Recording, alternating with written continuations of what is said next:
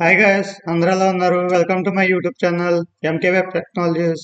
మన లాస్ట్ క్లాస్లో మనం స్విచ్ గురించి మొత్తం చూసామండి. స్విచ్ అంటే ఏంటి, అసలు ఎందుకు యూజ్ చేస్తాము, అండ్ అలాగే అది కేసెస్ని ఎలా కంపేర్ చేసుకుంటుంది, అండ్ లాజిక్ ఎలా పెర్ఫామ్ అయింది, అండ్ అలాగే డిఫాల్ట్ స్టేట్మెంట్ అసలు ఎందుకు యూజ్ చేస్తాము, అండ్ అలాగే దాని యొక్క ఎగ్జాంపుల్, మన ఎగ్జాంపుల్ బేస్ కూడా చూసాము నిన్న ఎస్టర్డే. అండ్ అలాగే మనం ఈ 1 వీక్ ఓన్లీ ప్రాబ్లమ్ సాల్వింగ్స్ అని చెప్పుకున్నాము. అండ్ అలాగే if and if else and switch statement వరకు మనం ప్రాబ్లమ్స్ అనేది సాల్వ్ చేద్దాము. అండ్ అలాగే మీకు అసైన్మెంట్స్ కూడా ప్రొవైడ్ చేస్తాను ఈచ్ అండ్ ఎవ్రీ క్లాస్ ఎండింగ్లో. ఓకేనండి. ఈరోజు ఏంటంటే మనం ఇఫ్ అండ్ ఇఫ్ ఎల్స్ గురించి ఎగ్జాంపుల్స్ చూద్దాము. ఓకేనా? ఇఫ్ అండ్ ఇఫ్ ఎల్స్ గురించి ఎగ్జాంపుల్స్, అండ్ అలాగే అసైన్మెంట్స్ కూడా ఇస్తాను అన్నమాట. లాస్ట్లో అసైన్మెంట్స్ కూడా మీకు ప్రొవైడ్ చేస్తాను. మ్యాక్సిమం 2 కానీ లేదంటే కనుక 3 కానీ మ్యాక్సిమం మీకు ప్రొవైడ్ చేస్తాను. ఓకేనండి. మీరు కంపల్సరీ ప్రాక్టీస్ చేయండి. ప్రాక్టీస్ చేస్తేనే మీకు లాజిక్స్ అనేది కొంచెం ఈజీగా వస్తుంది. ఇది ఎవరికి చెప్తున్నానంటే ఓన్లీ స్టార్టింగ్ బిగినర్స్కి అండ్ రీసెంట్గా ఇప్పుడే జావా నేర్చుకుంటున్న వాళ్ళకి, అండ్ అలాగే కెరీర్ గ్యాప్ ఉన్న వాళ్ళకైనా ఫ్రెషర్స్కి అయినా మ్యాక్సిమం యూజ్ అవుతుంది. ఓకేనండి. మీరు లాజిక్స్ కంపల్సరీ ప్రాక్టీస్ చేయాలి. మ్యాక్సిమం నోట్ ప్యాడ్ యూజ్ చేయడానికి ట్రై చేయండి. నోట్ ప్యాడ్లో మీరు ప్రాబ్లమ్ సాల్వ్ చేయడానికి మాత్రం ట్రై చేయండి. నోట్ ప్యాడ్లో ప్రాబ్లమ్ సాల్వ్ చేసి దాన్ని ఎలా కంపైల్ చేయాలి, కంపైలేషన్ కోడ్ ఏం రాయాలి, అండ్ అలాగే దాని ఎగ్జిక్యూషన్ కోడ్ ఏం రాయాలి, ఇలా రాస్తూ ఉంటేనే మనకి ఒకవేళ మనం ఏమైనా ఎర్రర్స్ వచ్చినాయి అనుకోండి, ఎర్రర్స్ వచ్చినప్పుడు మనం ఈజీగా దాన్ని రెక్టిఫై చేయొచ్చు. అలా ఎర్రర్స్ ఎక్కడ ప్రొవైడ్ అవుతుంది, అది ఏ విధంగా వస్తుందని చెప్పి మనకి ఈజీగా అర్థమైద్ది. అదే మీరు ఏం లేకుండా డైరెక్ట్గా మీరు ఎక్లిప్స్కి వెళ్ళిపోయినా, లేదంటే కనుక ఇంటెల్ జిఐడికి వెళ్ళిపోయినా, మీరు ఏదైతే స్టార్టింగ్ లెటర్ ఇచ్చారో మీకు ఆటోమేటిక్గా మీకు సింటాక్స్ అనేది వచ్చేస్తుంది. అది వచ్చిన దానివల్ల మీకు ఏంటంటే ఓన్లీ దాన్ని బైహార్ట్ చేసినట్టే ఉంటుంది, కానీ మీరు ఓన్గా మీరు రాసినట్టు ఉండదు అనమాట. మీకు పర్టికులర్గా పర్ఫెక్ట్గా మీకు సింటాక్స్ రావాలి, సింటాక్స్ అర్థం చేసుకోవాలి, అలా ఏ సిచ్యువేషన్లో వాడతాము, దాని యొక్క సింటాక్స్ ఎలా రాయాలి, దాంట్లో వేరియబుల్స్ ఎలా డిక్లేర్ చేసుకోవాలి, దాని మీద ఆపరేషన్స్ ఎలా చేయాలి, అవన్నీ మీకు పర్ఫెక్ట్గా రావాలంటే కంపల్సరీ మీరు నోట్ ప్యాడ్ యూజ్ చేయండి. అండ్ అలాగే మీరు దాంట్లోనే కమాండ్ ప్రాంప్ట్లో కంపైల్ చేసి మీ అవుట్పుట్ అనేది ప్రింట్ చేయండి. అప్పుడే మీకు సింటాక్స్ లాజిక్స్ అనేది పర్ఫెక్ట్గా వస్తుంది. అప్పుడు దాని తర్వాత ఫర్దర్ మీరు మూవ్ అవ్వచ్చు. ఎక్లిప్స్ కానీ, ఇంటెల్ జేఐడి కానీ, ఎస్టీఎస్ కానీ, సంథింగ్ చాలా సైట్స్ ఉన్నాయి. లేదంటే కనుక ఆన్లైన్ కంపైలర్ కూడా యూజ్ చేసుకోవచ్చు. ఓకేనండి. అంతవరకు వెళ్ళేలోపు మీరు ఫస్ట్ ఏంటంటే నోట్ ప్యాడ్లో ప్రాక్టీస్ చేయండి. ఓకేనండి. ఫస్ట్ ఏంటంటే ఓన్లీ బ్రీఫ్ ఇంట్రడక్షన్ ఒకసారి చూద్దాము ఇఫ్ గురించి అండ్ అలాగే ఇఫ్ ఎల్స్ గురించి. ఈ ఇంట్రడక్షన్ ఆల్రెడీ మీకు ప్రీవియస్ క్లాస్లో, మన కండిషనల్ స్టేట్మెంట్ క్లాస్లో మీకు ఆల్రెడీ ఎక్స్ప్లెయిన్ చేశాను. ఇఫ్ అండ్ ఇఫ్ ఎల్స్ గురించి, స్విచ్ స్టేట్మెంట్ గురించి, అండ్ ఇఫ్ కండిషన్ గురించి మొత్తం ఎక్స్ప్లెయిన్ చేశాను. కానీ ఏంటంటే ఇప్పుడు పర్టికులర్గా ఈ ఒక్క వీడియో చూసే వాళ్ళు కూడా ఉంటారు కదా, వాళ్ళు కూడా కొంచెం అండర్స్టాండ్గా ఉంటుందని చెప్పి నేను మామూలుగా చెప్తున్నాను అనమాట. ఫస్ట్ ఏంటంటే మనం ఇఫ్ గురించి తెలుసుకుందాము. ఇఫ్ అంటే మనం ఏం చెప్పుకున్నామండి, only sorry if will execute when only if condition is true. మనం చెప్పుకున్నాం కదా మన ప్రీవియస్ క్లాస్లో, ఓన్లీ ఇఫ్ కండిషన్లో మనం ఏదైతే కండిషన్ రాసామో అది ఒకవేళ ట్రూ అయితేనే మనకు అనేది అవుట్పుట్ అనేది ప్రింట్ అవుతుంది. అర్థమైందా? ఒకవేళ మనకు ట్రూ కాలేదు అనుకోండి, మనకి అవుట్పుట్ అనేది స్కిప్ అయిపోద్ది అనమాట. మనకి ఏ అవుట్పుట్ అనేది ప్రింట్ అవ్వదు. ఓకేనా? అర్థమైందా? మీకు ఇంకా క్లారిటీగా అర్థమవ్వాలంటే చెప్తున్నాను చూడండి. ఇఫ్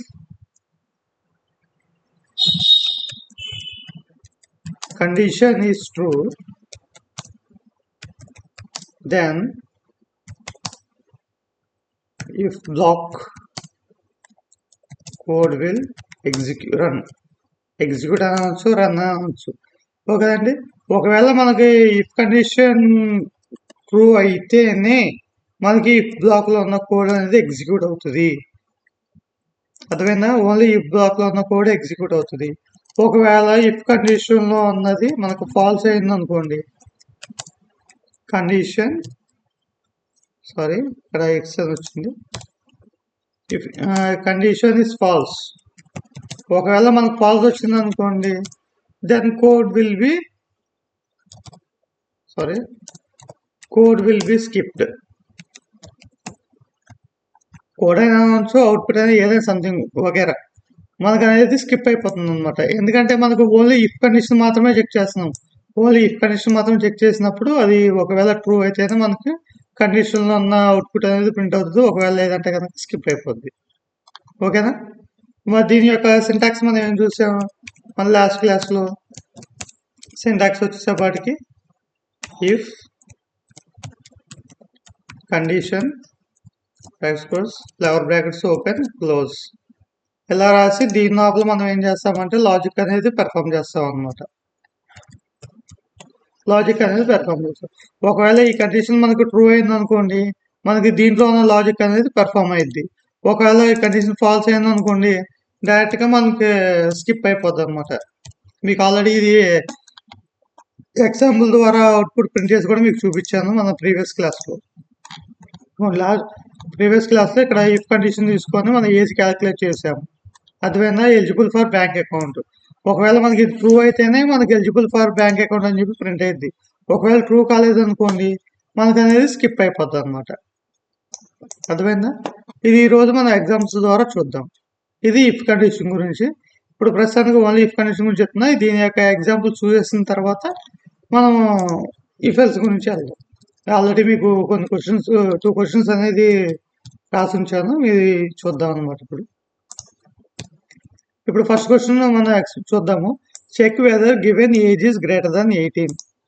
ఇక్కడ ఏమంటున్నాడు మనకి, ఇప్పుడు ఎప్పుడైతే మీరు ఒక ప్రాబ్లమ్ని సాల్వ్ చేద్దాం అనుకున్నా, లేదంటే కనుక ఒక క్వశ్చన్ అండర్స్టాండ్ చేసుకోవాలనుకున్నా, మీరు ఫుల్ క్వశ్చన్ ఒకేసారి చదవద్దు. అలా చదివితే ఏమైందంటే మీకు క్లారిటీగా ఉంటుంది, కానీ మీకు కోడ్లో ఎలా ఎగ్జిక్యూట్ చేయాలి, ఎలా లాజిక్ రాయాలి, కొంచెం కన్ఫ్యూజ్ అవుతారు అనమాట. అందుకే ఎప్పుడైనా సగం సగం అనేది మనం అర్థం చేసుకోవాలి. ఇక్కడ ఏమంటున్నారు, చెక్ వెదర్ గివెన్ ఏజ్, ఇక్కడ వరకు తీసుకోండి. చెక్ వెదర్ గివెన్ ఏజ్ అంటే వాడు ఒక ఏజ్ ఇచ్చాడు, ఓకేనా, దాన్ని చెక్ చేయమంటున్నాడు. ఒక ఏజ్ ఇచ్చి దాన్ని చెక్ చేయమంటున్నాడు. ఏం చెక్ చేయమంటున్నాడు? Is greater than 18. వాడు ఇచ్చిన ఏజ్ 18 కన్నా పెద్దదా కాదా చూడమంటున్నాడు. ఇక్కడ ఆల్రెడీ మనకేంటి, డిఫాల్ట్గా మనకి ఏజ్ అనేది చెప్పి వాడు డిక్లేర్ చేస్తాడు. ఇప్పుడు మనం ఏంటి, మనం ఏదైతే యూజర్ దగ్గర నుంచి తీసుకున్న ఇన్పుట్ అనేది దీనికన్నా గ్రేటరా కదా చూద్దాం. ఓకే అండి. ఇప్పుడు యూజర్ దగ్గర నుంచి ఇన్పుట్ మనం ఎలా తీసుకోవాలి, అది ఎలా తీసుకోవాలి మీకు ఇఫ్ ఎల్స్ కండిషన్ ఇప్పుడు చెప్తాను. ఈ ఇఫ్ కండిషన్ అయిపోయిన తర్వాత అప్పుడు మీకు యూజర్ దగ్గర నుంచి ఇన్పుట్ ఎలా తీసుకోవాలి, అసలు స్కానర్ క్లాస్ అంటే ఏంటి, స్కానర్ క్లాస్ ఎందుకు యూజ్ చేస్తాము, దానివల్ల యూజ్ ఏంటి, ఒకవేళ స్కానర్ క్లాస్ యూజ్ చేసి మనం ఇన్పుట్ తీసుకుంటే దాన్ని మనం ఎలా ప్రాబ్లమ్స్లో మనం యూజ్ చేసుకుంటాం వేరియబుల్స్ అని చెప్పి మనం ఇఫ్ ఎల్స్ కండిషన్ వచ్చినప్పుడు మనం చూద్దాం. ఓకేనండి. ఫస్ట్ ఆఫ్ ఆల్ మనకి ఏంటంటే సింటాక్స్ ఏం రాయట్లేదు, మీకు క్లాసు మెయిన్ మెథడ్ ఏం డిక్లేర్ చేయట్లేదు, జస్ట్ లాజిక్ రాస్తాను. దాని తర్వాత నోట్ ప్యాడ్లోకి వెళ్ళినప్పుడు మనం చూద్దాం అనమాట. మెయిన్ క్లాస్ ఎలా డిక్లేర్ చేసుకుంటున్నాము, మెయిన్ మెథడ్ ఎలా డిక్లేర్ చేసుకున్నాం అని చెప్పి అక్కడ చూద్దాం. ఓకేనా. ఫస్ట్ మనకి ఏమన్నాడు, check whether given age is 18. Already వాడు ఒక ఏజ్ ఇచ్చేసాడు. ఏమి ఇచ్చాడు, ఇంట్. వాడు డేటా టైప్ డిక్లేర్ చేయలేదు, మన టైప్ అనేది కంపల్సరీ డిక్లేర్ చేయాలి. ఎందుకంటే మీకు డేటా టైప్స్లో చెప్పాను, ఎప్పుడైతే మన న్యూమరిక్ వాల్యూస్ మనం ఎంటర్ చేసినప్పుడు అది కంపల్సరీ ఇంటీజర్లోనే ఉంటుంది. ఇది primitive data types, non primitive కాదు. ప్రిమిటివ్ డేటా టైప్స్ మనం ఎప్పుడు starting letter small and short కట్లో మనం యూజ్ చేస్తాం అనమాట. ఇంట్ అంటే ఇంటీజర్ అనమాట. ఇంట్ ఏజ్ ఈజ్ ఈక్వల్ టు ఎంత ఇచ్చాడంటే 19 ఇచ్చాడు. ఇప్పుడు దాన్ని ఏం చేయమంటాడు, ఈ ఏజ్ కన్నా మనం ఇచ్చే ఏజ్ పెద్దదా కాదా చూడమంటున్నాడు. ఇప్పుడు ప్రస్తుతానికి నేను ఇంట్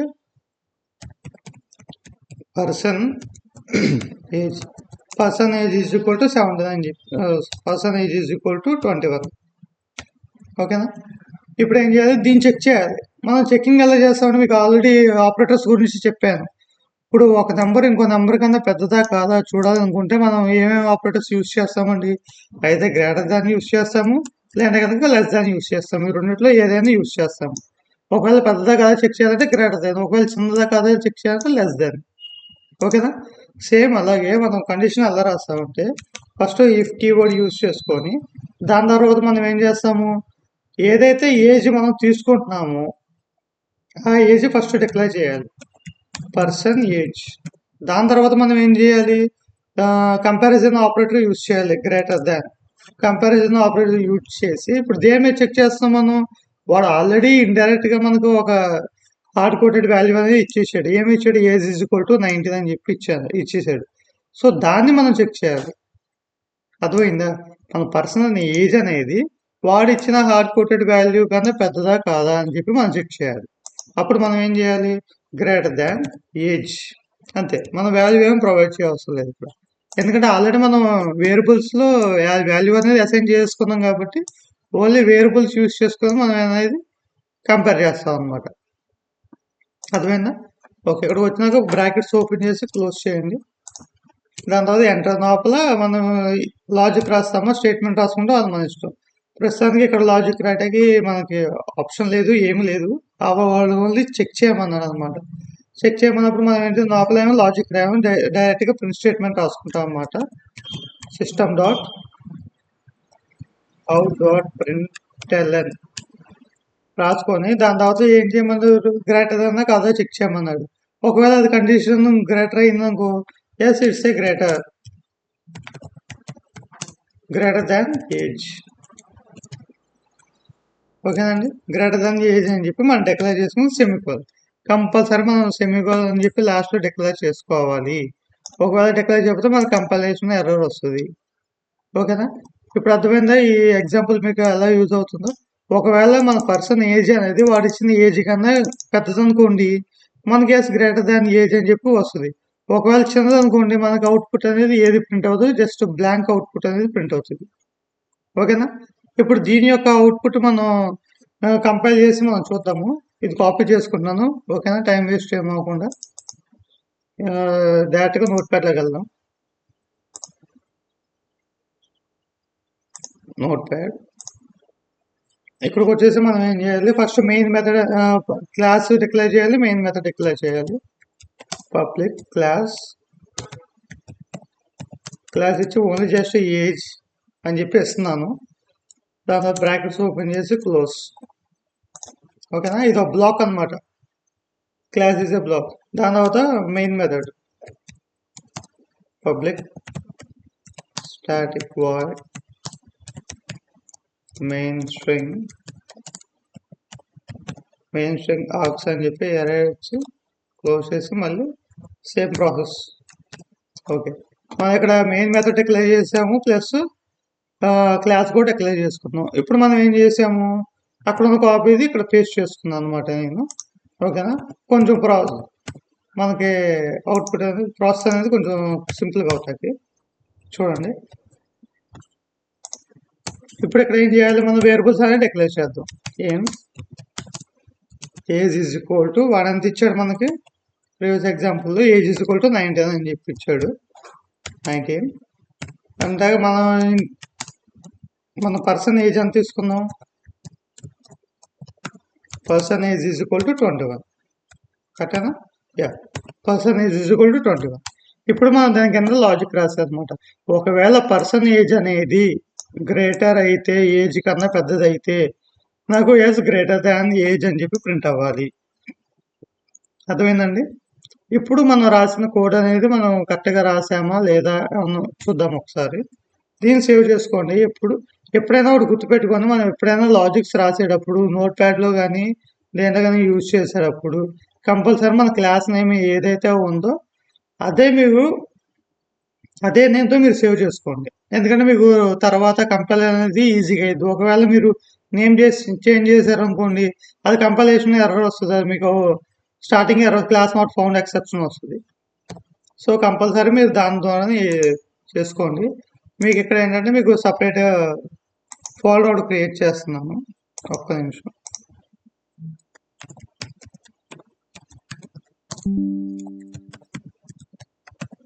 అండ్ స్టేట్మెంట్స్ అని చెప్పి ఫోల్డర్ క్రియేట్ చేసి దాంట్లో ఇది పెడుతున్నాను అనమాట, age dot Java. Compulsory extension మాత్రం మర్చిపోమాకండి. ఎక్స్టెన్షన్ అనేది కంపల్సరీ ఉండాలి. ఒకవేళ మీరు జావా అని చెప్పి ఎక్స్టెన్షన్ ఇవ్వలేదనుకో, అది మీకేంటంటే నోట్‌ప్యాడ్‌లో ఓపెన్ అయిద్దనమాట. మీకు కంపైల్ మాత్రం అవ్వదు. అది ఓన్లీ టెక్స్ట్ ఫార్మాట్‌లో మాత్రమే ఓపెన్ అవుతది. జావా ఫైల్‌తో మాత్రం ఓపెన్ అవ్వదు. ఓకేనా? సేవ్ చేస్తున్నాను. ఓకేనా? ఇప్పుడు మనం ఎక్కడైతే మనం దాన్ని సేవ్ చేసామో అక్కడికెళ్దాం.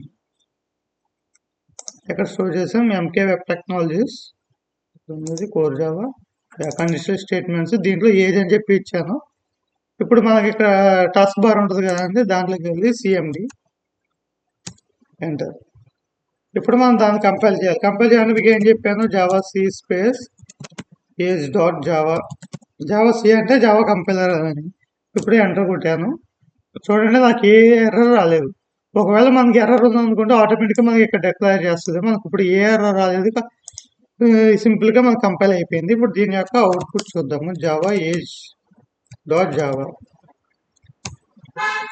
చూడండి, ఏజ్ గ్రేటర్ దాన్ ఏజ్ అని చెప్పి వచ్చింది. ఇప్పుడు మనం లోపల ఏం రాసామని మనం ఇదిగోండి. ఇప్పుడు మీకు అర్థమైందా? ఏదైతే మనం ఏజ్ అని డిక్లేర్ చేస్తున్నామో ఆ ఏజ్ అనేది ఆల్రెడీ ప్రీ డిఫైన్డ్గా వాడు ఇచ్చిన ఏజ్ కన్నా పెద్దదా కాదా అని మనం చెక్ చేసి దాని యొక్క అవుట్పుట్ అనేది ప్రింట్ అవుట్ చేస్తున్నాం. ఇప్పుడు ఏజ్ అనేది గ్రేటర్ ఎస్ ట్రూ కాబట్టి మనకి అవుట్పుట్ అనేది ప్రింట్ అయింది. ఒకవేళ కాదు, ఇప్పుడు 1 అనుకుందాం. ఒకవేళ ఇప్పుడు 19 కన్నా 1 అనేది పెద్దది కాదు కాబట్టి మనకు అవుట్పుట్ ఏం ప్రింట్ అవుతుంది చూద్దామా? ఇక్కడికి వచ్చి కంపైల్ చేయండి. మళ్ళీ కంపైల్ ఎంటర్. చూడండి, మనకు అవుట్పుట్ అనేది ఏం ప్రింట్ అవ్వదు, జస్ట్ బ్లాంక్ పేజ్ అనేది ప్రింట్ అయింది. ఎందుకు ప్రింట్ అయింది మీకు ఆల్రెడీ చెప్పాను. ఎప్పుడైతే మనకి ఇఫ్ కండిషన్లో ఉన్న కండిషన్ అనేది ట్రూ అయితేనే మనకు అవుట్పుట్ అనేది ప్రింట్ అవుతుంది. ఒకవేళ ఫాల్స్ అయితే డైరెక్ట్గా స్కిప్ అయిపోతుంది. అది మీకు ఆల్రెడీ చెప్పాను. ఓకేనండి, స్కిప్ అయిపోద్ది.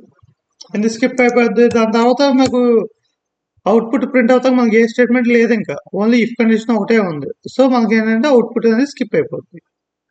అర్థమైందా?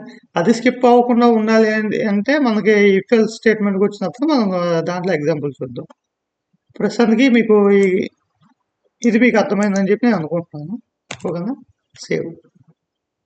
ఇది మీకు డిస్క్రిప్షన్లో ప్రొవైడ్ చేస్తాను, మీరు చూసుకోవచ్చు. ప్రాబ్లం 1, ప్రాబ్లం 2 ఎగ్జాంపుల్స్ ఏదైతే ఎక్స్ప్లెయిన్ చేశానో అది మీకు డిస్క్రిప్షన్లో ప్రొవైడ్ చేస్తాను. అండ్ అలాగే మీకు అసైన్మెంట్స్ కూడా డిస్క్రిప్షన్లో ప్రొవైడ్ చేశాను, మీరు చూడండి.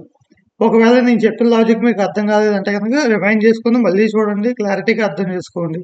వేరియబుల్స్ని ఎలా డిక్లేర్ చేస్తున్నాను, అండ్ కండిషన్ ఎలా డిక్లేర్ చేస్తున్నాను, అండ్ స్టేట్మెంట్ ఎలా రాస్తున్నాను.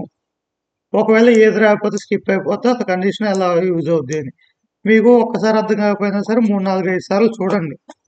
ఎందుకంటే మీకు లాజిక్స్ గట్టిగా వస్తేనే మీరు జావాలో పర్ఫెక్ట్గా అవుతారు. ఓకేనా? ఇంకా నెక్స్ట్ ప్రాబ్లంకి వెళ్దాము.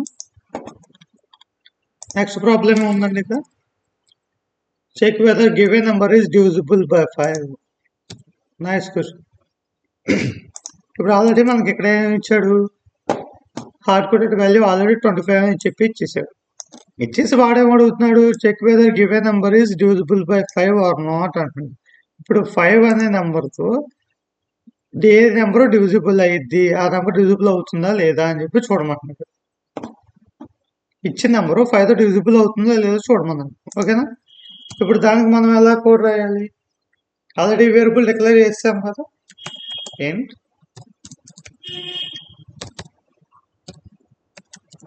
నమ్ ఈజ్ ఈక్వల్ టు 5 అని చెప్పి తీసుకుంటున్నా. ఎందుకంటే మనం దాంతోనే కదా మనం డివిజిబుల్ అవుతుందా లేదో చెక్ చేయాల్సింది. ఏంటి నంబర్ ఈజ్ ఈక్వల్ టు 25. 25. దాని తర్వాత మన కండిషన్ ఏం రాయాలని చెప్పాను, ఎలా రాయాలని చెప్పాను?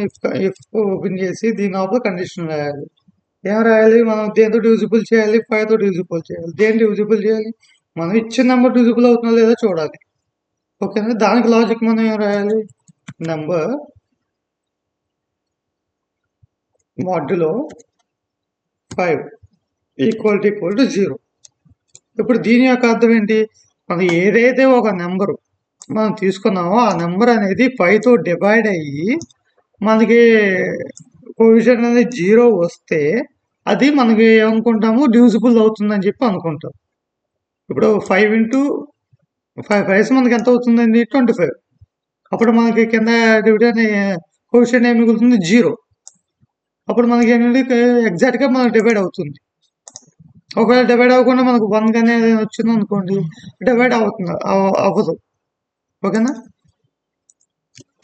మీకు ఇది తెలిసే ఉంటుంది. మ్యాథ్స్లో మనం ఆల్రెడీ చేసాం కదా స్కూల్స్లో ఉన్నప్పుడు. సేమ్ అదే మనం అక్కడ రాస్తున్నాం అనమాట. system.out.println ఇక్కడ ఏం రాయాలి? divisible by 5 అని చెప్పి కోలన్ ఇచ్చి బ్రాకెట్స్ క్లోజ్ సింబల్. ఓకేనా? మీకు ఈ కండిషన్ అర్థమైందా?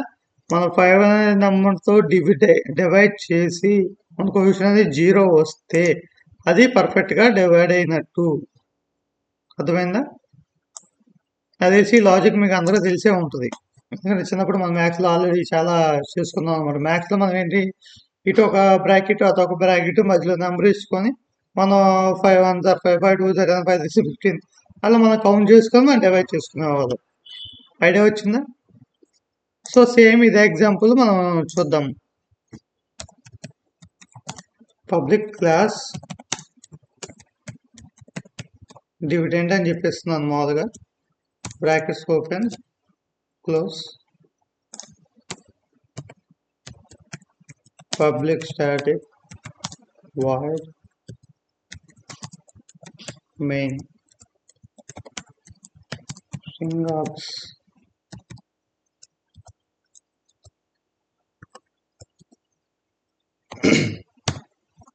మెయిన్ మెథడ్ కూడా అయిపోయింది. ఇప్పుడు మనం ఏం చేస్తున్నాం, ఆల్రెడీ ఇక్కడ మనం రాసుకున్నాం కోడ్, ఇదే కాపీ పేస్ట్ చేసుకున్నాం డైరెక్ట్గా వీటితో పాటు.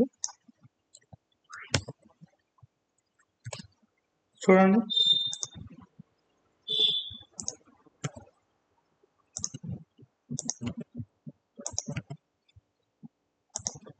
ఓకేనా? సేమ్ అదే కోడ్ కాపీ చేస్తే మనకు 5 ఇచ్చారు, డివైడ్ అవుతుందో చెక్ చేయమంటున్నాడు. అలాగే నెంబర్ కూడా తీసుకుందాం. మన 5 అనేది మన నెంబర్తో డివైడ్ అవుతుందో లేదో చెక్ చేద్దాం. ఓకేనా? ఇప్పుడు దీన్ని ఎలా ప్రింట్ చేయాలని చెప్పాను, సేవ్ చేసుకుందాం. ఫస్ట్ dividend.java సేవ్ చేసుకుని లాస్ట్ కంపైలర్ అనేది క్లోజ్ చేద్దాము. సేమ్ ఇక్కడికి వచ్చి cmd javac space dividend.java enter. ఏ కంపైలర్ లేదు, జావా dividend.java. చూడండి, డివిజిబుల్ బై 5 అని చెప్పి మనకు అవుట్పుట్ వచ్చింది. అంటే మనం రాసిన లాజిక్ అనేది కరెక్ట్గా పర్ఫామ్ అయింది అనమాట. మనం కరెక్ట్గా పర్ఫామ్ తెలుసు కదా, 5 × 5 5 5 25. మనకి కింద కోఎఫిషియంట్ అనేది 0 వస్తుంది. సో కరెక్ట్గా డివైడ్ అయ్యింది. ఇప్పుడు అదే మనం 15తో డివైడ్ చేయాలా, ఏదైనా చేసుకోవచ్చు. మనం ఒక నెంబర్ ఇచ్చి, ఇప్పుడు ఫర్ ఎగ్జాంపుల్ నేను ఎక్కడ 15 అని చెప్పేస్తున్నాను. ఇప్పుడు ఇది డివైడ్ అవుతుందో లేదో చూద్దాము. జస్ట్ కంపైల్ చేయండి. ఫస్ట్ కంపైల్ చేసాము, దాని తర్వాత చేస్తున్నాము. ఇదిగోండి 15 కూడా మనకు డివైడ్ అయ్యింది. అదే మన ఇష్టం, ఏ నెంబర్ అయినా ఇచ్చుకోవచ్చు అనమాట. అదేదో ఇప్పుడు నేను ఏ నెంబర్ 18 ఇస్తున్నాను. 18 అనేది మనకి డివైడ్ అయితే అవ్వదు. ఎందుకు అవ్వదు చూడండి. మనకు 5 టేబుల్ వచ్చు కదా, మనకు 5 టేబుల్ వచ్చు కదా. 5 1 5 5 2 5 5 15 5 4 20 అంటే 18 అనేది మనకు లేదు అక్కడ దాంట్లో. ఓకేనా? అందుకే మనకు అవుట్పుట్ అనేది ఏది ప్రింట్ అవ్వదు, స్కిప్ అయిపోయింది. అది ఫాల్స్ స్టేట్మెంట్ కాబట్టి మనం స్కిప్ అయిపోయింది. ఓకేనా? ఇది ఇలా మనం చెక్ చేస్తాం అనమాట. ఐ థింక్ సో మీకు ఈ 2 లాజిక్స్ మీకు అర్థమయ్యే అవుతాయి అని చెప్పి అనుకుంటున్నాను. ఓకేనా? ఫస్ట్ ఎగ్జాంపుల్కి వచ్చేసప్పటికి మనం ఏం చేసాము, check whether given age is greater, అంటే 18 కన్నా పెద్దదా కదా చూసాము ఏజ్ అనేది. దాని తర్వాత ఇచ్చిన నెంబర్ 5తో డివిజిబుల్ అవుతుందా లేదా మనం చెక్ చేసాము. దాని యొక్క లాజిక్ ఇది. అవుట్పుట్ కూడా చూసామన్నమాట. ఇప్పుడు ఏంటంటే అసైన్మెంట్ ప్రాసెస్ అనమాట. ఇప్పుడు మనం అసైన్మెంట్ ప్రాసెస్ ఏం చేస్తాము చూడండి. ఇక్కడ చెక్ గివెన్ ఫస్ట్ది check given number is positive or negative. Already మనకి హార్డ్ కోటెడ్ వాల్యూ ఒకటి ఇచ్చేసారు 10 అని చెప్పి ఇచ్చి అన్నాడు. దాన్ని పాజిటివా నెగిటివా అని చెప్పి మనం చెక్ చేయాలి. దాన్ని పాజిటివా నెగిటివా అని మనం ఎలా చెక్ చేస్తామండి? ఒకవేళ 0 అండ్ 0 కన్నా తక్కువ అంటే -1 -2 అయితే మనకది నెగిటివ్ నెంబర్. ఒకవేళ 0 కన్నా పైన 1, 2, 3 అవి అయితే మనకు పాజిటివ్ నెంబర్స్ అనమాట. దీని యొక్క లాజిక్ మీరు ఎలా రాస్తారో మీరు మీ ఓన్గా మీరు ట్రై చేయండి. ఓకేనా? దాని తర్వాత ఇంకోటి check whether given number is even. మనం ఇచ్చిన నెంబర్ అనేది ఈవెనా కాదా అని చెక్ చేయమంటారు. అలా ఈవెనా ఆడా అని చెప్పి ఎలా చెక్ చేస్తాం? దాని లాజిక్ ఏంటండి? ఏదైతే ఒక నెంబర్ దాంతో డివైడ్ అయ్యి మనకి కోఎఫిషియంట్ అనేది 0 వస్తే అది ఈవెన్ నెంబర్. ఒకవేళ కాదు అది 1 వచ్చింది అనుకోండి అది ఆడ్ నెంబర్. మీరు ఆల్రెడీ ఇందాక ప్రీవియస్ ఎగ్జాంపుల్లో మనం 5తో డివైడ్ చేసాం కదా, సేమ్ ఇట్లాగే మనకి లాజిక్ అనేది సేమ్ ఒకటే లాజిక్, కానీ దీంట్లో ఒక్క చేంజ్ మాత్రమే చేయాలి. ఆ చేంజ్ అంటే మీరు ఆలోచించి చేయండి. ఓకేనా? ఇంకోటి థర్డ్ వన్ ఏంటండి? Check whether student is pass. Student అనేవాడు పాస్ అయ్యాడు లేదా? వాడి యొక్క మార్కులు అనేది 75 ఇచ్చాడు. 75 ఓన్లీ 75 మాత్రమే ఇచ్చాడు. మనం ఎట్లా చెక్ చేయాలి? మనం స్టడీ చేసుకున్నప్పుడు మన పాస్ మార్క్ ఎంత ఉంటుంది? మినిమం 35 కదా. ఇప్పుడు మనం ఏం చెక్ చేయాలి? 75 అనేది 35 కన్నా పెద్దదా కాదా అది చెక్ చేస్తే, ఒకవేళ గ్రేటర్ అనుకోండి స్టూడెంట్ ఈజ్ పాస్డ్ అని చెప్పి వస్తుంది. ఒకవేళ 35 కన్నా తక్కువ అనుకోండి ఫెయిల్. ఆ ఫెయిల్ ఆప్షన్ మనకు లేదు, ఇప్పుడు స్కిప్ అయిపోతుంది ఒకవేళ అది ఫెయిల్ అయితే కనుక. ఇప్పుడు ఓన్లీ ఇఫ్ కండిషన్ మీద మనం చెక్ చేస్తాం కాబట్టి ఓన్లీ ఈ మాత్రమే ఇచ్చాను. ఈ కంపల్సరీ మీరు ప్రాక్టీస్ చేయండి. ఓకేనా? కుదిరితే కనుక నాకు డైరెక్ట్గా మెయిల్ చేయండి. నా మెయిల్ ఐడి మీకు ప్రొవైడ్ చేస్తాను డిస్క్రిప్షన్లో. మీరు ప్రాక్టీస్ చేసిన ప్రతిదీ నాకు మెయిల్ చేయండి, నేను చెక్ చేస్తాను. ఓకేనా? లేదంటే కనుక నా టెలిగ్రామ్ ఐడి కూడా మీకు ప్రొవైడ్ చేస్తాను. ఆ ఐడికి మీరు పంపించవచ్చు. మీకు ఏమన్నా డౌట్స్ ఉన్నా కూడా నాకు డైరెక్ట్గా టెలిగ్రామ్లో కానీ ఇన్స్టాగ్రామ్లో కానీ డైరెక్ట్గా నాకు డిఎం చేయండి. మీకు అందుబాటులోకి వచ్చి మీకు ఇస్తాను అనమాట. ఎక్స్ప్లెయిన్ చేస్తాను మళ్ళీ. ఇంకోటి ఇఫ్ ఎల్స్ గురించి చూద్దాం. ఈ లాజిక్స్ కన్నా ముందు, క్వశ్చన్స్ కన్నా ముందు ఫస్ట్ ఇఫ్ ఎల్స్ అంటే ఏంటి ఆల్రెడీ మీకు చెప్పాను, మళ్ళీ ఇంకోసారి చెప్తున్నాను. ఇఫ్ ఎల్స్ అంటే ఏంటి? ఇందాక ఇఫ్ కండిషన్లో ఏం చూసామండి? ఏదైతే ఇఫ్ కండిషన్లో ఉన్న వాల్యూ అనేది ట్రూ అయితే మాత్రం మనకి ఇఫ్లో ఉన్న కండిషన్ అనేది ప్రింట్ అవుతుంది. ఒకవేళ లేదు అనుకుంటే కనుక స్కిప్ అయిపోద్ది. సేమ్ మనకి ఇఫ్ ఎల్స్ కూడా అంతే. మనం ఇక్కడ పాయింట్ రాసి చూడండి, ఇక్కడ 2 పాయింట్స్ రాసి ఇదే 2 పాయింట్స్ నేను కాపీ చేస్తాను, ఎందుకంటే రెండు ఒకటే. ఇక్కడ ఏమన్నాడు? If condition is true then if block will be run. ఒకవేళ కండిషన్ అనేది ఫాల్స్ అయింది అనుకోండి then code will be skipped అని చెప్పి మనం ఇఫ్ కండిషన్లో రాసాం. ఇక్కడ ఏంటి మళ్ళీ రివర్స్ అనమాట. Then else block will execute అని విల్ రన్. ఓకేనా? ఒకవేళ మనకి ఇఫ్ కండిషన్లో ఉన్న వాల్యూ ట్రూ అయితే మనకి ఇఫ్ కండిషన్లో ఉన్న లాజిక్ అనేది రన్ అవుతుంది. ఒకవేళ ఫాల్స్ అయింది అనుకోండి డైరెక్ట్ కింద ఎల్స్ బ్లాక్లోకి వచ్చేసి కోడ్ అనేది ఎగ్జిక్యూట్ అయింది. రెండు. ఓకేనా? ఇప్పుడు ఏం చేద్దామంటే ఈ లాజిక్ మనం చూసే ముందు మన యూజర్ నుంచి ఇన్పుట్ వెళ్ళాలి ఏ విధంగా తీసుకున్నామో చూద్దాం. నాకు ప్రీవియస్ క్లాస్లో ఏం చేసామంటే డైరెక్ట్గా హార్డ్ కోడెడ్ వాల్యూస్ అనేది ప్రొవైడ్ చేసాము. ఇప్పుడు ఏంటంటే మనం ప్రొవైడ్ చేయకుండా యూజర్ దగ్గర నుంచి మనం ఇన్పుట్ తీసుకుందాం. ఓకేనా? దాన్ని ఎలా తీసుకుందామో చూద్దాం. దాన్ని తీసుకోవాలంటే మనం ఒక స్టేట్మెంట్ యూజ్ చేయాలి. స్కానర్ క్లాస్ అనే దాన్ని యూజ్ చేయాలి, ఒక క్లాస్. ఆ క్లాస్ ఎలా యూజ్ అయ్యిద్ది అంటే మనకి స్కానర్ క్లాస్ అనేది ఎలా యూజ్ అయ్యిద్ది అంటే to take input from user అయినా అనొచ్చు, కన్సోల్ అయినా అనొచ్చు. యూజర్ అయినా అనొచ్చు, కన్సోల్ అయినా అనొచ్చు అనమాట. ఓకేనా? దీన్ని మనం ఎలా డిక్లేర్ చేయాలి? డిక్లేర్ చేసిన తర్వాత యూజర్ దగ్గర నుంచి మనం ఎలా ఇన్పుట్ అనేది తీసుకోవాలి చూద్దాం. ఫస్ట్ ఆఫ్ ఆల్ మనం ఎప్పుడైతే మనం క్లాస్ డిక్లేర్ చేసే ముందు మనం ఒక ఇన్పుట్ స్టేట్మెంట్ అని చెప్పి డిక్లేర్ చేయాలండి. ఈ స్కానర్ క్లాస్ అనేది డైరెక్ట్గా మనకి రాదు, మనం టైప్ చేసినప్పుడు మనకు రాదు. ఎందుకంటే దాన్ని ఇంపోర్ట్ చేసుకోవాలి కంపల్సరీ. అది యూటిల్స్ అని java.utils ప్యాకేజ్. ఒక ప్యాకేజ్లో ఒక క్లాస్ అనేది చెప్పి ఉంటుంది. ఆ క్లాస్ మనం ఇంపోర్ట్ చేసుకుని దాన్ని యూజ్ చేసుకోవాలి. దాంట్లో ఎలా ఇంపోర్ట్ చేసుకోవాలండి? ఇంపోర్ట్ ఫస్ట్ ఇంపోర్ట్ కీవర్డ్ అని చెప్పి యూజ్ చేసి import Java dot యూటిల్స్ dot class ఎప్పుడు స్టార్టింగ్ లెటర్ క్యాపిటల్ మాత్రమే ఉండాలి. మీకు ఆల్రెడీ ప్రీవియస్ ఎగ్జాంపుల్స్లో కూడా మనం చూసామన్నమాట. ప్రీవియస్ ఎగ్జాంపుల్లో కూడా మనం చూసాం. ఇక మనం ఎప్పుడైతే క్లాస్ డిక్లేర్ చేసామో స్టార్టింగ్ లెటర్ ఎప్పుడు మన క్యాపిటలే ఉంది. ఓకేనా? కంపల్సరీ క్యాపిటల్తోనే స్టార్ట్ చేయాలి. స్కానర్ అని చెప్పి సెమీకాలన్ కంపల్సరీ ఇవ్వాలి, లేదంటే కంపల్ టైం ఎర్రర్ వస్తుంది. సెమీకాలన్ ఎందుకు ఇస్తాము? ఈ స్టేట్మెంట్ ఇక్కడతో కంప్లీట్ అయిపోయిందని చెప్పి సిస్టమ్కి తెలియటానికి, జేవిఎంకి కంపైలర్కి తెలియటానికి మనం సెమీకాలన్ ప్రొవైడ్ చేస్తాం. ఒకవేళ సెమీకాలన్ లేకపోతే మన కంపల్ టైం ఎర్రర్ వస్తుంది. అది కూడా మీకు ఎగ్జాంపుల్గా చూపిస్తాను తర్వాత కోడ్ అనేది రన్ చేసినప్పుడు. ఓకేనా? ఇట్లా ఇంపోర్ట్ చేసుకున్న తర్వాత మనం క్లాస్ని డిక్లేర్ చేసుకోవాలి. క్లాస్ పబ్లిక్ క్లాస్ ఇక్కడ ఏమేమి చెక్ చేయమంటున్నాడు? Eligible for vote or not అంటున్నాడు. నేను ఓట్ అని చెప్పి తీసుకుంటున్నాను. ఎంటర్. దాని తర్వాత main method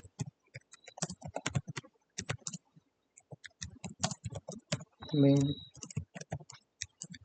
string args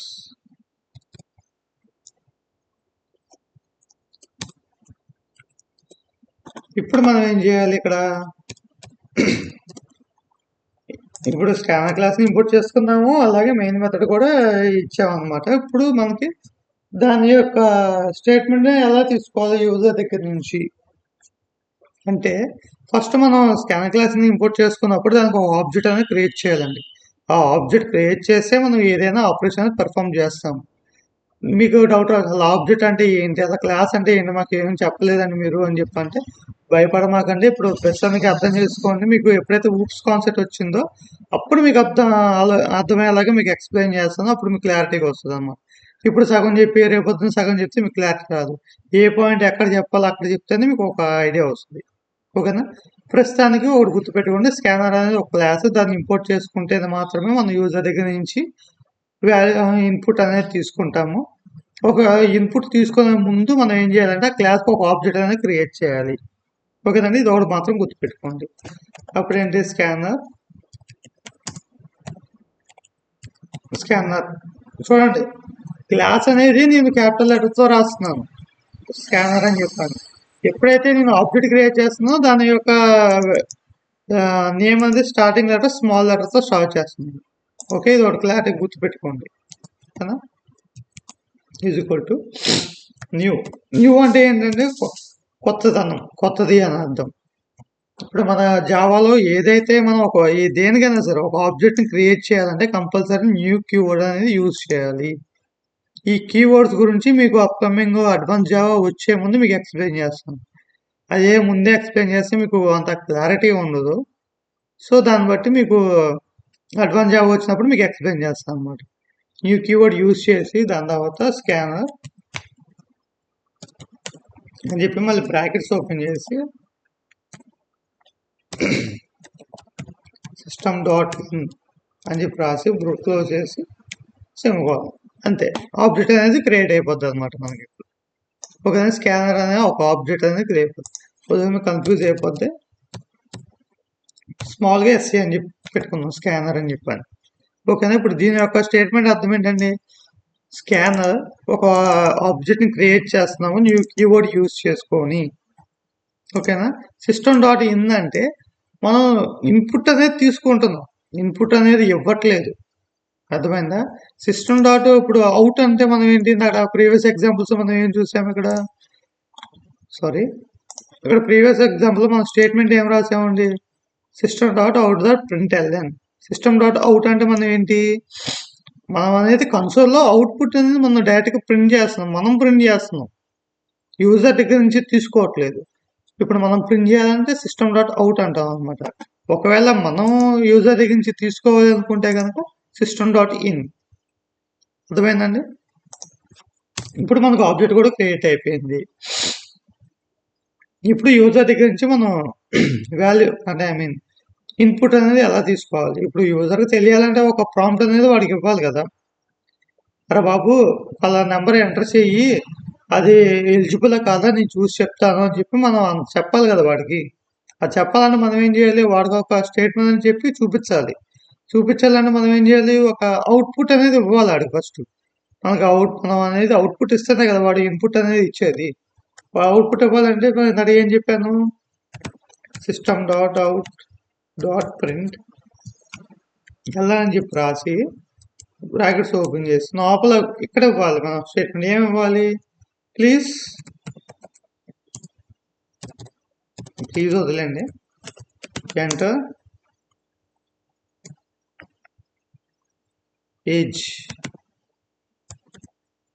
age అని చెప్పేసి సెమికోలన్ క్లోజ్ ఎంటర్.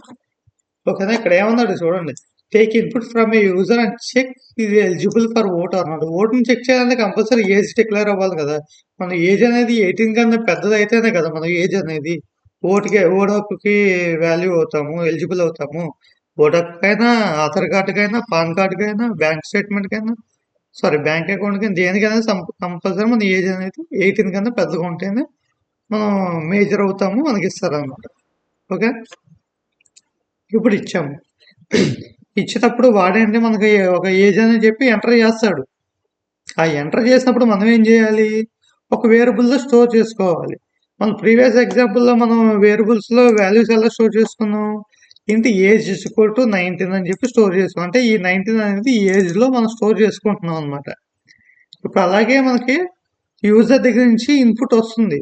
వచ్చినప్పుడు దాన్ని ఏం చేయాలి? దాన్ని కూడా ఒక వేరియబుల్లో స్టోర్ చేసుకోవాలి కదా. ఆ స్టోరింగ్ మనం ఎలా చేసుకుంటాము చూడండి. ఆ స్టోరింగ్ ఎలా చేయాలి? ఏజ్ ఈజ్ ఈక్వల్ టు ఇప్పుడు ఇక్కడికి వచ్చినప్పుడు డైరెక్ట్గా వాల్యూ ఇవ్వకూడదు.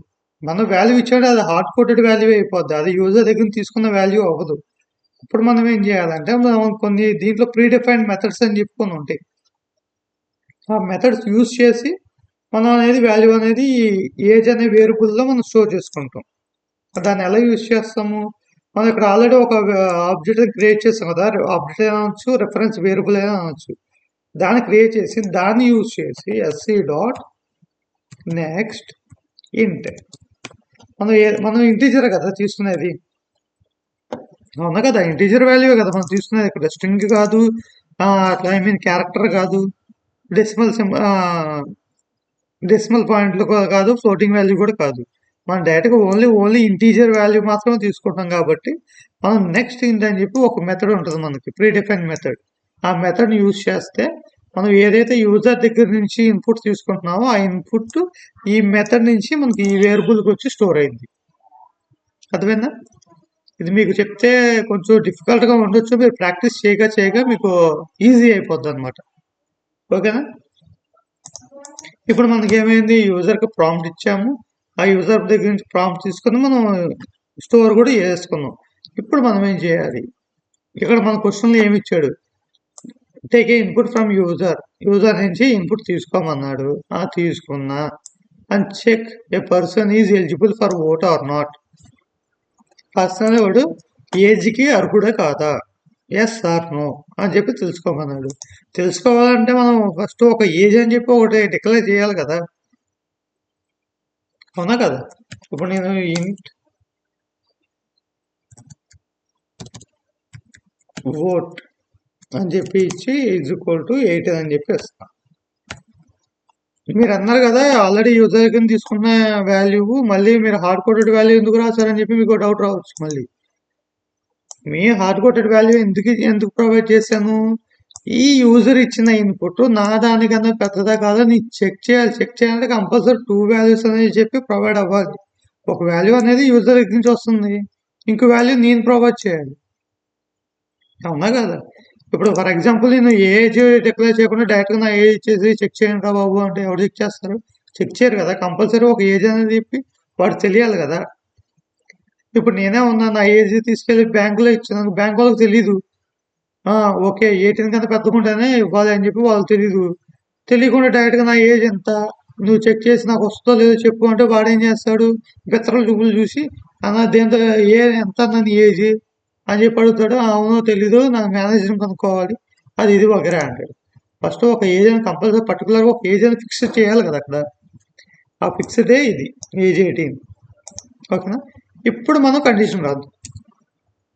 ఇప్పుడు మన కండిషన్ ఎలా రాస్తాము? ఇందాక ఇఫ్ కండిషన్లో ఎవరు వస్తాం సేమ్ అదే కండిషన్ ఓట్ సారీ ఇక్కడ మనం ఏం చెక్ చేస్తాం ఏజ్ కదా ఏజ్ గ్రేటర్ దాన్ ఇక్కడ ఇంకోటి కూడా యూజ్ చేస్తాం greater than equal to vote confuse అవ్వద్దండి ఇప్పుడు నేను ఇందాక ప్రీవియస్ ఎగ్జాంపుల్లో ఏజ్ గ్రేటర్ దాన్ ఓట్ అని చెప్పి రాశాను ఇప్పుడు మధ్యలో ఒక ఈక్వల్ టు ఆపరేటర్ యూజ్ చేస్తా ఎందుకు యూజ్ చేస్తాం ఇప్పుడు చెప్తాను చూడండి ఇప్పుడు నా ఏజ్ అనేది ఓట్ కన్నా పెద్దది అనుకోండి నా ఇఫ్ కండిషన్లో ఉన్నది ప్రింట్ అవుతుంది ఒకవేళ ఏజ్ అనేది దీనికి ఈక్వల్ అయింది అనుకోండి అప్పుడైనా నాకు రావాలి కదా ఇప్పుడు 18 కన్నా 18 కన్నా పెద్దది అవ్వచ్చు లేదంటే 18 అవ్వచ్చు ఏదైనా మేజరే మనకి అట్లాంటి టైంలో మనం ఏంటి ఈక్వల్ టు ఆపరేటర్ యూజ్ చేస్తాం అంటే ఇది 18 కన్నా పెద్దదైనా అవ్వచ్చు ఒకవేళ లేదంటే ఈక్వల్ అయినా పర్లేదు రెండిట్లో ఏదైనా అవ్వచ్చు రెండిట్లో ఏదైనా ఓకే రెండిట్లో ఏదైనా సరే నాకు అవుట్పుట్ అనేది ప్రింట్ అవ్వాలి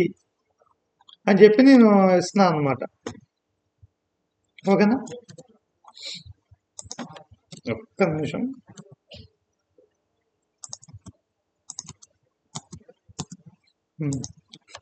ఇప్పుడు నేను ఎక్కడ ఏం రాస్తున్నాను system.out.println అని చెప్పి you are eligible for vote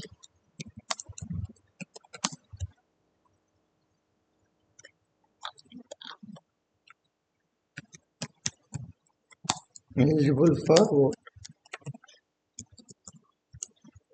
ఓకేనా అర్థమైనా ఒకవేళ ఏజ్ కన్నా 18 కన్నా పెద్దదైనా అవ్వచ్చు ఒకవేళ 18 అవ్వచ్చు రెండిట్లో ఏదైనా సరే నాకు ఏజ్ అనేది ఎలిజిబుల్ ఫర్ ఓట్ అని చెప్పి నాకు రావాలి ఒకవేళ నాకు ఈ కండిషన్ అనేది ఫాల్స్ అయింది అనుకోండి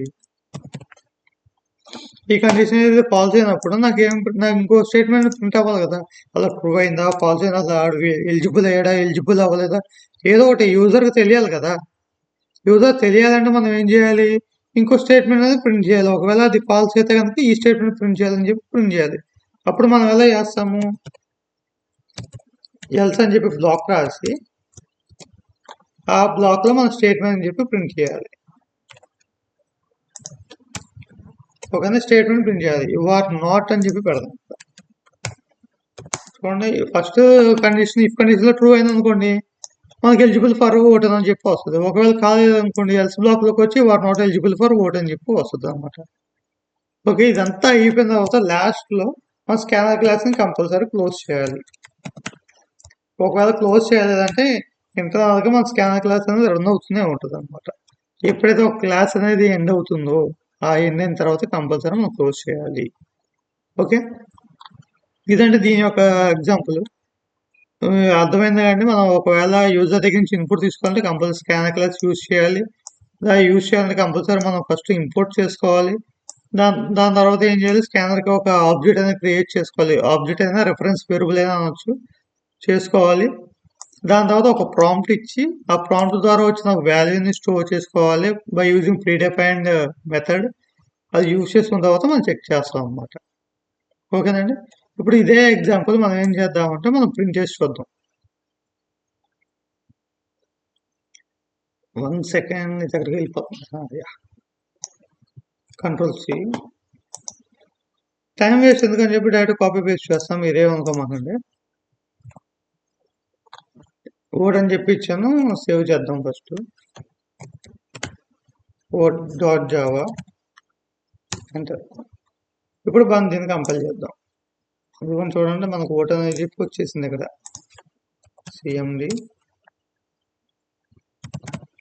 Java C sorry vote dot Java enter చూడండి ఎక్కడో నాకు సెమీకోలన్ అనేది మిక్స్ అయింది చూడండి ఇప్పుడు ఒకవేళ మనం సెమీకోలన్ ఇవ్వలేదు అనుకోండి మన కంపైల్ టైం ఎర్రర్ ఇట్లా వస్తుంది అనమాట ఇది చూడండి ఓట్ అనేది క్లాస్ ఓట్ డాట్ జావా అనే క్లాస్ లో మనకు 12th లైన్ లో ఎర్రర్ వచ్చింది ఏ ఎర్రర్ వచ్చింది సెమీకోలన్ మిస్ అయింది ఇక్కడ చూడండి ఎక్స్పెక్టెడ్ సెమీకోలన్ అని చెప్పి ఇచ్చాడు ఎక్కడ ఇచ్చాడు ఈ స్టేట్మెంట్ కి చివర సెమీకోలన్ మీరు ప్రొవైడ్ చేయలేదు అందుకే ఒక ఎర్రర్ వచ్చింది అని చెప్పి అన్నాడు మనం అప్పుడు ఏం చేయాలి డైరెక్ట్ గా మనం స్టేట్మెంట్ లోకి వెళ్ళిపోయి లాస్ట్ లో చూద్దాం ఇదిగోండి 12th లైన్ లో ఇక్కడ నుంచి సెమీకోలన్ అవ్వలేదు సేవ్ ఓకేనండి సేవ్ చేసి మళ్ళీ వెళ్ళి కంపైల్ చేద్దాం ఈసారి పెద్దదే వచ్చిందండి. Scanner class scanner is equal to util.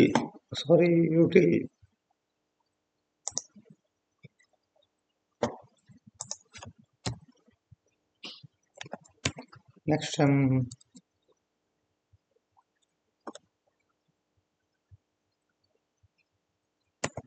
Spelling mistakes ఉన్నాయి, సారీ ఏమనుకోమాకండి. కొంచెం ఎక్కడ ఉండేది SYS ఎప్పుడైనా గుర్తుపెట్టుకోండి. ఏదో ఎర్రర్ వచ్చింది మన సబ్జెక్ట్ రాదు అని చెప్పి అనుకోమాకండి. ఎప్పుడైతే ఎర్రర్ వస్తుందో దాన్ని రెక్టిఫై మీరు చేసుకుంటారో అప్పుడే మీకు సబ్జెక్ట్ వచ్చినట్టు. ఎర్రర్ వచ్చిందో నాకు సబ్జెక్ట్ రావట్లేదు అని చెప్పి మీరు ఎప్పుడు ఫీల్ అవ్వద్దు. ఎంత పెద్ద ప్రోగ్రామర్ అయినా సరే ఎక్కడైనా సరే ఎర్రర్స్ రావాల్సిందే, ఎర్రర్స్ చేయాల్సిందే. ఆ ఎర్రర్స్ వచ్చినప్పుడు కూడా మీరు చూసి దాన్ని రెక్టిఫై చేసి ప్రాబ్లమ్ సాల్వ్ చేస్తేనే మీరు ఒక గుడ్ ప్రోగ్రామర్ అనమాట. మీకు లాజిక్స్ అంత పర్ఫెక్ట్గా వచ్చినట్టు. ఓకేనా? మళ్ళీ ఇంకో చోట ఎక్కడికి వచ్చిందండి. సారీ, కంపైల్ చేయలేదా? కంపైల్ చేసాక ఓకే. ఇదిగోండి ఈజీ నా ఎర్రర్స్ అన్ని పోయినాయి, రెక్టిఫై చేశాను. నాకు ఏ కంపైల్ ఏమో ఎర్రర్ రాలేదు. ఇప్పుడు దాన్ని ప్రింట్ చేసి చూద్దాం. Java code.java enter. చూడండి మనకు ప్రాంప్ట్ వచ్చింది. ఇక్కడ ఎంటర్ ఏజ్ అని చెప్పి వచ్చింది. మనం దాని ఆల్రెడీ ఇక్కడ ప్రాంప్ట్ ఇచ్చాం కదా. ఏమి ఇచ్చాం సిస్టంలో? ఎంటర్ ఏజ్ అని చెప్పి ఇచ్చాం. సేమ్ ఇదే ప్రాంప్ట్ మనకి ఇక్కడ వచ్చింది అనమాట. ఇక్కడ మనం ఏజ్ ఇవ్వాలి. ఏమిద్దాము? 18 కన్నా పెద్దదా కదా చూడమా. మనం ఇక్కడ ప్రీడిఫైన్డ్ వాల్యూ ఇచ్చాం, 18 ఇచ్చాం. ఇప్పుడు నేను ఏం చేస్తాను? 17 అని చెప్పి వేస్తున్నాను. ఎంటర్. చూడండి your not eligible for vote అని వచ్చింది. ఏ స్టేట్మెంట్ ప్రింట్ అయింది మనకి? ఇక్కడ ఎల్స్ బ్లాక్ లో ఉన్న స్టేట్మెంట్ అనేది ప్రింట్ అయింది. ఎందుకు ప్రింట్ అయింది? మనం ఇచ్చిన 17 అనేది మనం ఏజ్ అంటే ఓటు ఉన్న 18 కన్నా పెద్దది కాదు. సో మనకేమేమి ప్రింట్ అయింది? Your not eligible for vote అని చెప్పి ప్రింట్ అయింది. ఒకవేళ నాకు ఏజ్ అనేది 20 అనుకోండి. ఇప్పుడు నా ఏజ్ అనుకోండి 20. ఇప్పుడు నేను ఎంటర్ చేస్తా చూడండి. ఇప్పుడు యువర్ ఎలిజిబుల్ ఫర్ ఓట్ అని చెప్పి ఇచ్చింది. అంటే నా 20 అనేది 18 కన్నా పెద్దదే. ఒకవేళ 18 ఇస్తే మనకి ఏమొచ్చింది చూద్దామా. ఏజ్ అనేది డైరెక్ట్గా 18 ఇచ్చా. చూడండి 18 ఇచ్చినా కూడా నాకు ఏజ్ ఎలిజిబుల్ ఫర్ ఓట్ అని చెప్పి వచ్చింది. ఎందుకు వచ్చింది? నాకు 18 ఇచ్చినా కూడా ఇక్కడ ఈక్వల్ టు ఆపరేటర్ యూజ్ చేశాను అనమాట. Age greater than equal to అంటే పెద్దదైనా అవ్వచ్చు, లేదంటే దాంతో ఈక్వల్ అయినా పర్లేదు. ఈ రెండిట్లో ఏదైనా సరే నాకు ఎలిజిబుల్ ఫర్ ఓట్ అని చెప్పి రావాలని చెప్పి నేను ప్రొవైడ్ చేశాను అనమాట. అందుకే నాకు ఈ స్టేట్మెంట్ ప్రింట్ అయింది. ఓకేనా? ఇదండి మనం స్కానర్ క్లాస్ని ఎలా యూజ్ చేస్తాము, దాని ఇంపోర్ట్ స్టేట్మెంట్ ఎలా రాస్తాము, దానికి ఒక రెఫరెన్స్ వేరియబుల్ ఎలాగ క్రియేట్ చేస్తాము, అండ్ అలాగే ప్రీడిఫైన్డ్ మెథడ్ యూజ్ చేసుకొని మనం వాల్యూ ఎలా స్టోర్ చేసుకుంటాం, దాని మీద ఆపరేషన్ ఎలా చేస్తాము, అండ్ లాస్ట్కి వచ్చేప్పటికి స్కానర్ క్లాస్ని ఎలా క్లోజ్ చేస్తామో చూసాము. ఓకేనండి, ఇది ఇఫ్ ఎల్స్ యొక్క ఎగ్జాంపుల్. ఇది కూడా మీకు డిస్క్రిప్షన్లో ప్రొవైడ్ చేస్తాను. ఒకవేళ మీకు అర్థం కాకపోతే మళ్ళీ వెనక్కి వెళ్ళి చూడండి. మీకు ఎర్రర్స్ వస్తే కనుక రెక్టిఫై చేస్తే చూడండి. అవి ఓకే, ఎర్రర్ ఎక్కడ వచ్చింది, ఏ లైన్లో వచ్చింది, ఎందువల్ల వచ్చింది, స్పెల్లింగ్ మిస్టేక్ వల్ల వచ్చిందా, సెమీకోలన్ ఇవ్వలేదా, క్లాస్ నేమ్ సరిగ్గా ఇవ్వలేదా, లేదంటే కనుక ఆ సింటాక్స్ ఎర్రర్ అని వచ్చిందా, మీరు పర్టికులర్గా చూసుకొని మరే రాసుకోండి. అందుకే మీకు నోట్ ప్యాడ్ ప్రిఫర్ చేశాను అనమాట. ఈ నోట్ ప్యాడ్లో ఏంటంటే మీకు ఎర్రర్స్ వస్తే మీకు మీ ఓన్గా మీరు చేసుకోవాలి. అదే మీరు ఎక్లిప్స్ వాడిన ఏదైనా టూల్ వాడారు అనుకోండి, ఆటోమేటిక్గా అదే ఇచ్చేస్తుంది. ఇంక మీరు నేర్చుకునేది ఏముంది, ఇంకా మీరు రాసే లాజిక్ ఏముంది. మీరు డేటాకి ఇస్తే ఆటోమేటిక్గా అదే ఇచ్చేస్తుంది కదా. మీరు రాసే లాజిక్ కూడా రాయవసరం లేదు. మీరు జస్ట్ ఒక 2 లైన్లు ఈ స్టేట్మెంట్ ఒకటి రాసుకుంటే అదే ఇచ్చేస్తుంది అవుట్పుట్ అనేది. అందుకే మీకు నోట్ ప్యాడ్ ప్రిఫర్ చేశాను. ఓకేనా? ఇది ఫస్ట్ క్వశ్చన్. మన సెకండ్ క్వశ్చన్ కూడా చూద్దాం. సెకండ్ క్వశ్చన్ ఎక్కువ లేట్ చేయను, జస్ట్ డైరెక్ట్గా పైన కాపీ పేస్ట్ చేస్తాం సరిపోతుంది. ఓకేనా? ఇక్కడ ఏమంటారు? Take a input from the user and check whether it's even number or odd number. And already మనం మీకు అసైన్మెంట్ ఇచ్చాను అనమాట. ఫస్ట్ క్వశ్చన్ ఈవెన్ నెంబరా ఆడ్ నెంబర్ అని. ఇదిగోండి, చెక్ వెదర్ ఇది even, only even number check చేయమంటున్నాయి ఇక్కడ. కానీ ఇక్కడ ఏమన్నాడు వీడు? ఈవెన్ నెంబరు చెక్ చేయమంటున్నాడు, ఆడ్ నెంబర్ రెండు చెక్ చేయమంటాడు. అదే ఈవెన్ ఆడ్ రెండిట్లో ఏదైనా చెక్ చేయమంటున్నాడు. అప్పుడు మనం చేస్తాం సేమ్ అదే కాపీ పేస్ట్ ఇక్కడ చేశాను. కానీ ఇక్కడ ఏమంటే ఈవెన్ ఆడ్. అని చెప్పి మీకు క్లాస్ నేమ్ ఇక్కడ డిక్లేర్ చేశాను.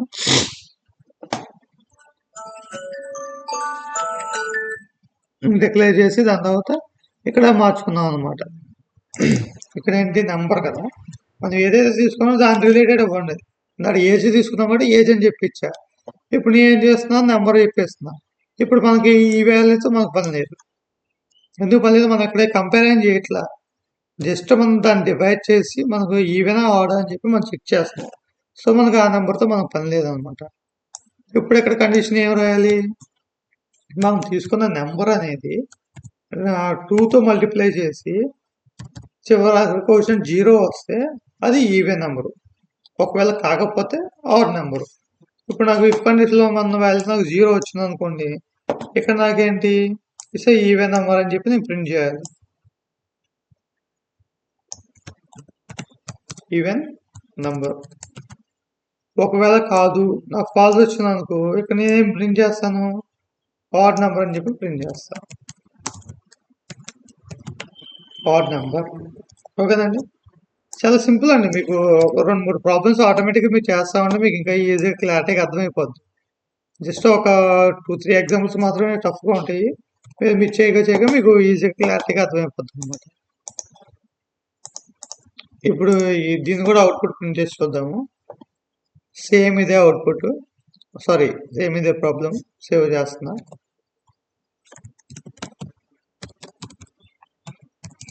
Even odd dot Java. Okay, save.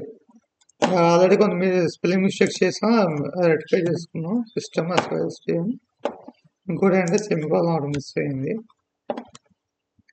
Maximum correct అయ్యింది. చూడండి ఇక్కడ ఈవెన్ ఆర్డర్ వచ్చేసింది. సిఎండి ఇక్కడ జావాసి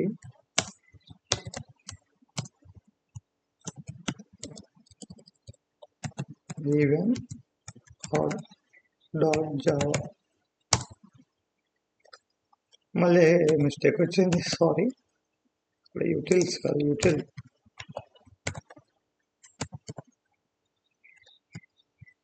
ఇది చూడండి, నాకు ఎర్రర్ పోయింది, వచ్చింది. ఇప్పుడు దీని అవుట్పుట్ ప్రింట్ చేద్దాం. Java even odd dot Java.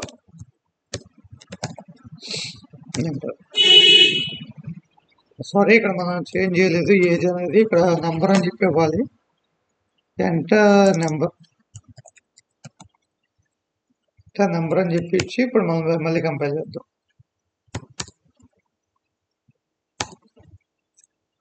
Enter number అని వచ్చింది. ఇక్కడ ఒక నెంబర్ ఇద్దాం అన్నమాట. ఇప్పుడు ఫర్ ఎగ్జాంపుల్ నేను 8 ఇచ్చాను అనుకోండి, ఎంటర్ కొట్టాను. ఇట్స్ ఈవెన్ నెంబర్ అంటుంది. అంటే ఇప్పుడు మనకేమైంది, ఇక్కడ మనం ఎట్లా మల్టిప్లై చేసిన 2 4s are 8 కదా. మనకి ఏమైంది, కింద క్వశ్చన్ 0 వస్తుంది, అదే రిమైండర్ అనేది 0 వస్తుంది. సో మనకి ఇట్స్ ఈవెన్ నెంబర్. ఒకవేళ కాదు నీ వేరే నెంబర్ వేస్తా, ఇది 5 వేస్తా, 5తో డివైడ్ చేస్తే నాకు ఏమొస్తుంది, 1 మిగులుతుంది. 2 4s are 2 2s are 4, 2 3s are 6. అంటే 5 అనేది స్కిప్ అవుతుంది, అంటే 1 అనేది చెప్పి వస్తుంది మనకి ఇక్కడ క్వశ్చన్లో. సో మనకి ఇట్స్ ఆడ్ నెంబర్. అర్థమైంది ఈ లాజిక్.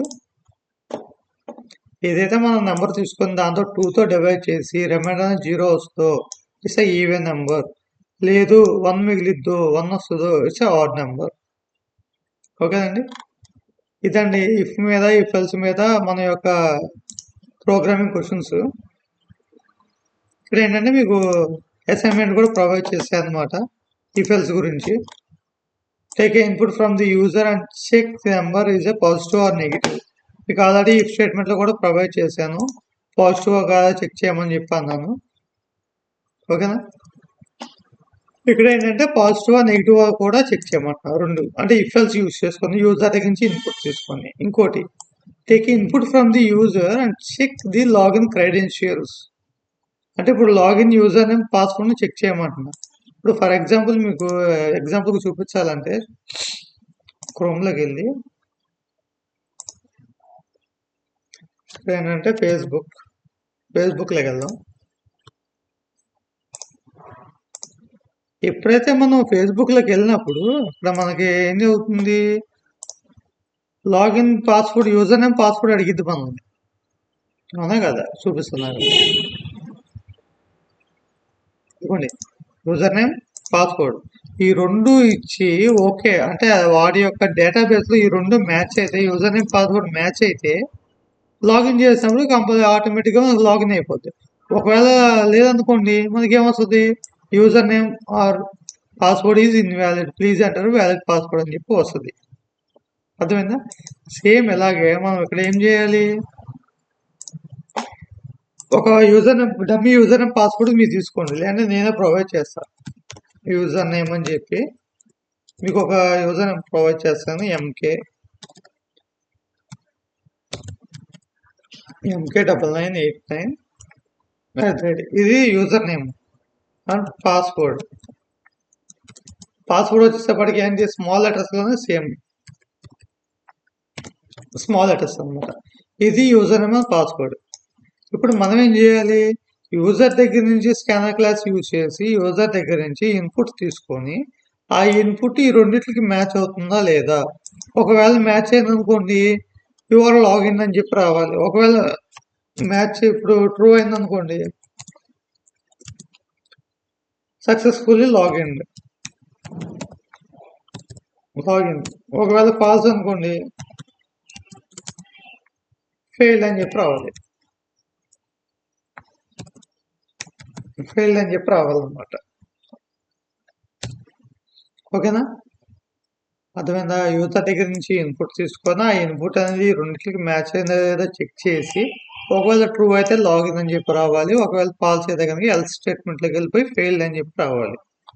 ఓకే, ఇలా మీరు ట్రై చేయండి. ఒకవేళ మీకు రావట్లేదు అనుకుంటే కనుక నాకు టెలిగ్రామ్లో కానీ వాట్సాప్లో కానీ డిఎం చేయండి, మీకు ఎక్స్ప్లెయిన్ చేస్తాను. ఓకేనండి? ఇదండి ఈరోజు 4 ప్రాబ్లమ్స్ చూసాము. ఒకటి ఇఫ్ మీద, ఒకటి ఇఫ్ ఎల్స్ మీద. ఇఫ్ మీద 2 చూసాము, 3 ప్రాబ్లమ్స్ అనేది మీకు ప్రొవైడ్ చేశాను. 3 ప్రాబ్లమ్స్ ప్రొవైడ్ చేస్తాను ఇఫ్ దాని మీద. ఇంకోటి ఇఫ్ ఎల్స్ మీద 2 ప్రాబ్లమ్స్ చూసాము అండ్ అలాగే 2 ప్రాబ్లమ్స్ అనేది మీకు ప్రొవైడ్ చేశాను. ఓకేనా? మీరు కంపల్సరీ ప్రాక్టీస్ చేయండి. ప్రాక్టీస్ చేస్తాను లాజిక్స్ వస్తాయి. మీకు ఒకవేళ ఇట్లా డౌట్స్ ఉంటే కనుక నా కామెంట్ సెక్షన్లో చెప్పండి, మీకు ఇంకా కొంచెం త్వరగా ఎక్స్ప్లెయిన్ చేయడానికి ట్రై చేస్తాను. ఓకేనండి? ఒకవేళ మీకు లాజిక్స్లో ఏమైనా ఇబ్బందిగా ఉన్నా ప్రాబ్లం ఉన్నా కూడా నా ఇన్స్టా ఐడి ఇస్తాను, నా టెలిగ్రామ్ ఛానల్ కూడా ఇస్తాను, లింక్ ఇస్తాను.